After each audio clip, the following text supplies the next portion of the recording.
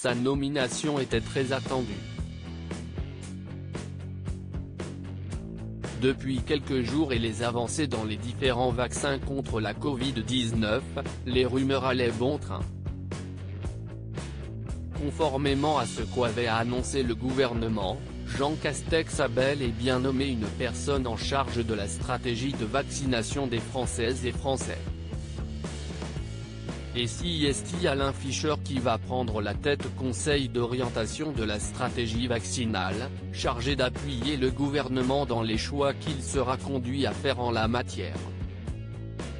J'ai demandé au professeur Alain Fischer de présider ce conseil d'orientation et je le remercie vivement d'avoir accepté, a annoncé le Premier ministre.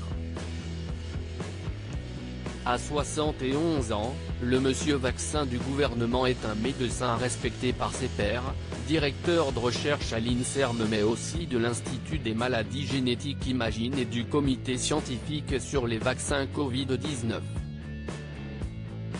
De 1996 à 2012, il a dirigé le service d'immunologie et hématologie pédiatrique à l'hôpital Necker Enfants Malades à Paris.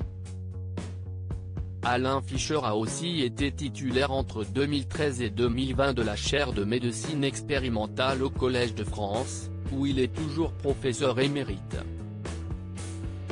Spécialiste en génétique, immunologie et pédiatrie, le médecin est membre depuis 2002 de l'Académie des sciences et depuis 2011 de celle de médecine, rappelle France Info, qui ajoute qu'Alain Fischer est aussi officier de la Légion d'honneur. Il s'est notamment fait connaître pour ses travaux sur les enfants bulles, du nom que les scientifiques ont donné à des enfants nés avec un déficit immunitaire. Avec son équipe, il a traité pour la première fois des enfants atteints d'une maladie les privant de défense immunitaire avec succès, comme l'écrivait l'INSERM puisq'11 ans plus tard, 7 enfants pris en charge en France mènent, une vie normale. Figure du monde scientifique, Alain Fischer est également rodé à l'exercice politique.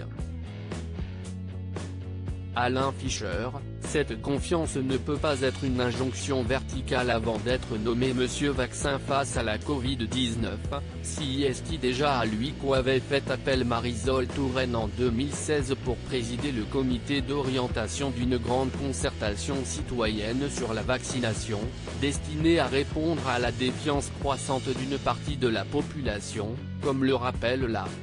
Et il prend ce nouveau rôle à cœur. Certes, la recherche a été menée à une vitesse époustouflante depuis le début de l'épidémie, mais la phase de l'évaluation des vaccins doit être aussi rigoureuse que par le passé, expliquait-il au Figaro juste avant sa nomination.